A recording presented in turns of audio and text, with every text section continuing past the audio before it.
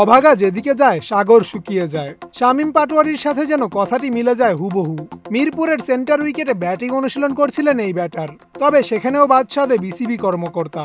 শেরেবাংলার আউটফিল্ডের ঘাস সতেজ রাখার জন্য প্রয়োগ করা হয় সার, সেখানেই ব্যাটিং অনুশীলন করছিলেন শামীম, যার কারণে আউটফিল্ডে হতে পারে সমস্যা। তাই দ্রুতই তাকে মাঠ থেকে সরে যেতে বলেন শাহরিয়ার নাফিজ। পরে একজন মাঠকর্মী এসে মাঠে সার প্রয়োগের কথা জানালে শামীম মাঠ থেকে সরে চলে যান ইনডোরের দিকে।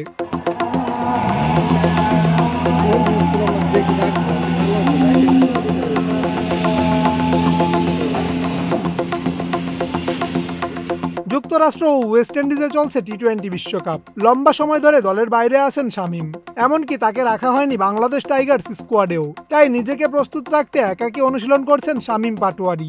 একসময় তাকে বিবেচনা করা হতো টি-20 ফরম্যাটের জন্য সম্ভাবনাময়ী হিসেবে, তবে সেই তিনিই এখন আছেন জাতীয় দলের বাইরে। সর্বশেষ ম্যাচ খেলেছেন 23 ডিসেম্বরে নিউজিল্যান্ডের বিপক্ষে। সে ম্যাচে ব্যাট হাতে ছিলেন বিবর্ণ, করেন 14 বলে কেবল 9 রান।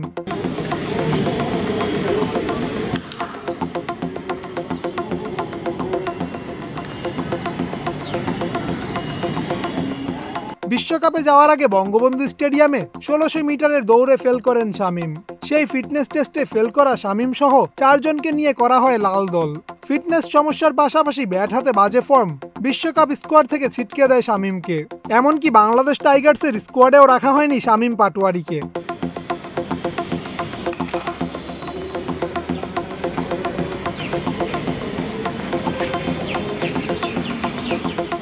সময়টা যে বেশ বাজে যাচ্ছে তা বলাই যায়। তাই তো নিজেকে ফিরে পেতে মিরপুরে একাকী অনুশীলন করেন বাঁহাতি এই ক্রিকেটার।